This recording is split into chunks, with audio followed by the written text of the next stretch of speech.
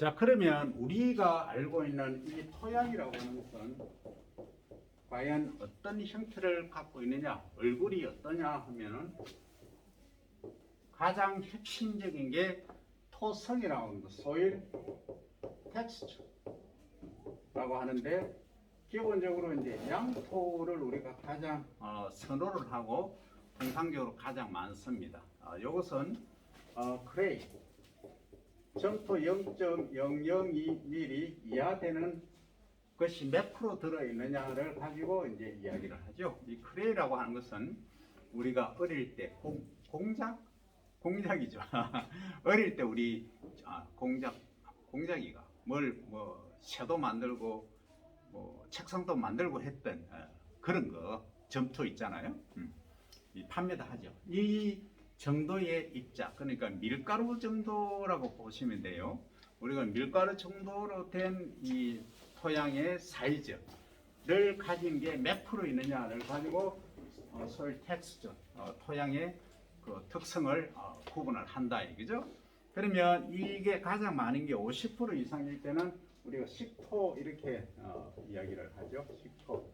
그 다음에 이게 아주 적다, 그냥 보니까 모래더라 하는 것은 우리가 사토 이렇게 이야기를 하죠. 그죠?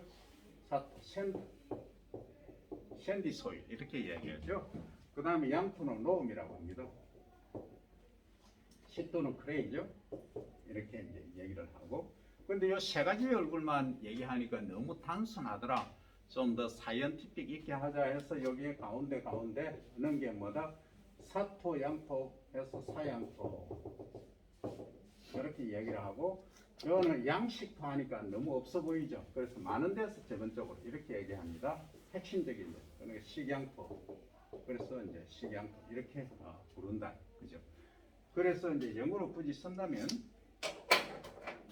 이것은 사토는 샌디 소일 이렇게 하겠죠.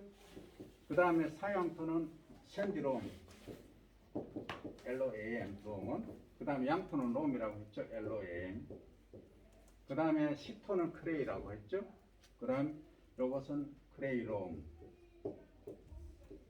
이렇게 이제 구분을 한다는 거죠. 그런데 토양의 특성을 가만히 살펴보니까 어떤 토양은 내가 작물을 재배하는데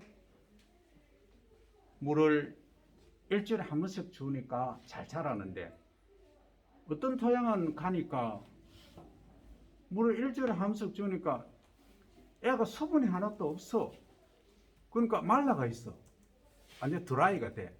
그건 어떤 특성이냐면, 토양의 이 얼굴에 관한 토성, 소일 텍스처에 관한 얘기도 있지만 배수에 따른 얘기예요. 근데 배수가 어느 게 잘 되느냐? 당연히 이 모래 같은 이런 것들이 많은 데가 배수가 잘 된다는 거죠. 통상적으로.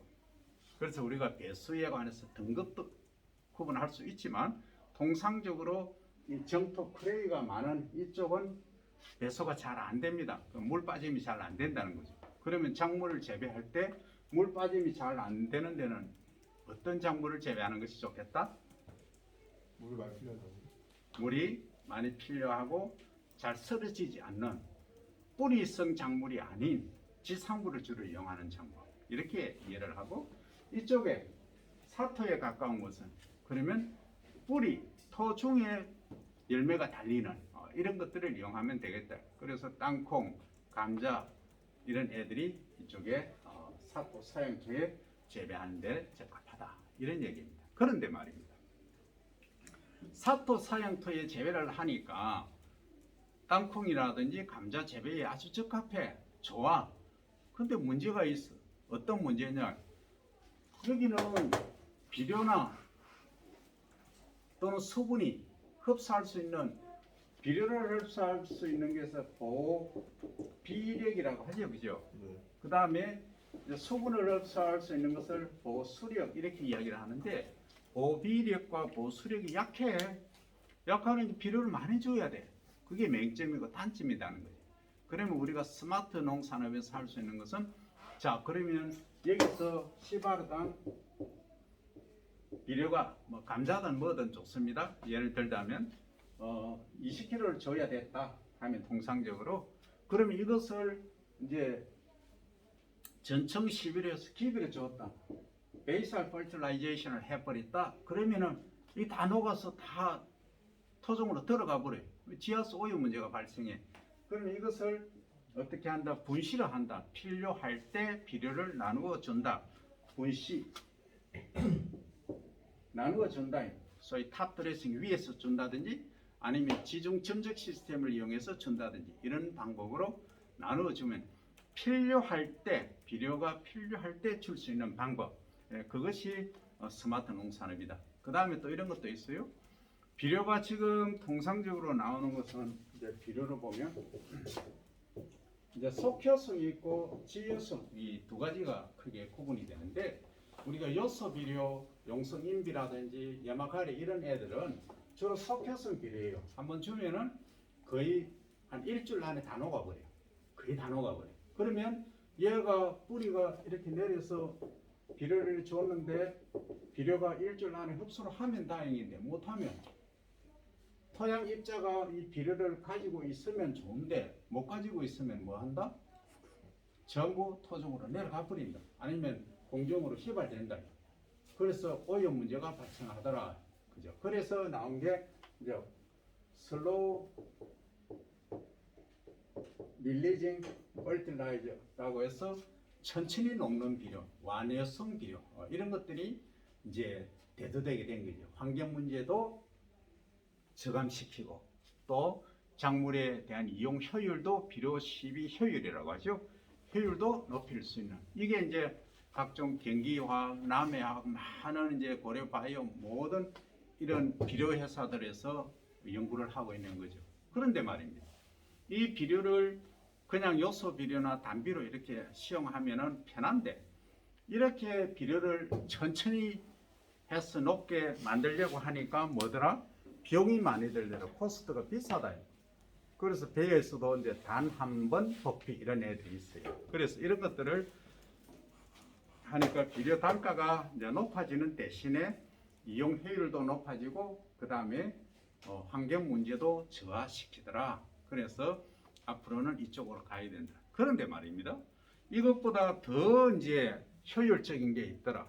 그럼 결국은 지금까지 본 것은 소일 텍스처, 토양 특성에 사토냐, 양토냐, 식토냐에 따라서 또는 사양토냐, 식양토냐에 따라서 양분과 수분을 홀딩, 가질 수 있는 능력이 다르다 이렇게 얘기를 했는데 실제 요 자체만 토양 입자만 있다고 가정하면 그렇지만 여기에 뭐가 있느냐면은 이 토양의 스트럭처 구조에는 토양이라고 하는 것은 처음에 이제 고상, 기상, 액상 이 세 가지로 구성이 되어 있죠. 그 고상이라고 하는 것은 토양 입자 그 자체, 파티클 그 자체이고 플러스 유기물이 있어요. 오르게닉 매tter. 이 유기물이라고 하는 것이 가장 핵심이에요. 토양 속에 유기물이 풍부하면 이 모래 땅이라고 하더라도 그 속에 유기물이 풍부하면 양분 비료를 줬다 또 수분을 공급해 줬다면 쉽게 용탈되거나 감소되지가 않아요. 서서히 용출이 됩니다. 그래서 그 미러클 이펙트를 띠는 게 뭐다? 유기물이. 그래서 우리나라 통상적으로 경작지는 유기물이 1.5에서 2%인 반면에 일본은 거의 5%에 가깝습니다. 그리고 이제 비옥한 토양은 거의 5%에 가까워요. 그러면 굳이 과학 비료를 많이 주지 않아도 작물이 잘 자란다는 거죠. 그러면 현재 우리의 경작 방식, 작부 방식에서 문제점이 뭐냐 하는 것을 살펴보면 이거예요. 자, 볏짚을 이제 배를 재보면 볏짚을 과거에는 수고를 다 해서 소한테 줬어요. 그럼 소 먹이로 쓰거나 아니면 소 이제 밝히는 그죠? 깔개로 섰다면 쓰고 이제 똥하고 믹스를 했죠. 해서 그것을 컴포스트, 소위 이제 유기물로 퇴비로 만들었죠. 이 컴포스트를 이제 가을이나 또는 이런 봄에 냅니다. 논에 내서 이렇게 흩어 뿌려요. 그러면 그게 그 상태로 다 이제 100% 거의 이제 환원이 돼서 들어갔어요. 들어갔는데 지금은 어떠냐? 이것을 완전히 수거를 싹 다 하죠. 해서 소 사료로 쓰고 뭐 축분으로 들어가는 경우도 있고 들어가지 않는 경우도 있어요. 그게 이제 문제라는 거예요. 그래서 그걸 대체해 줄 수 있는 게 지금 업그레이드 됐다 할까 발달된 비료가 나온 게 된 거죠. 그래서 우리의 이제 경작지는 지금 그 논이나 밭 이런 경작지는 통상적으로 보면 어떤 문제가 있느냐, 유기물 함량이 너무 낮기 때문에 보비력과 보수력이 약한 상태에 와 있다 하는 게 문제점이다 하는 겁니다.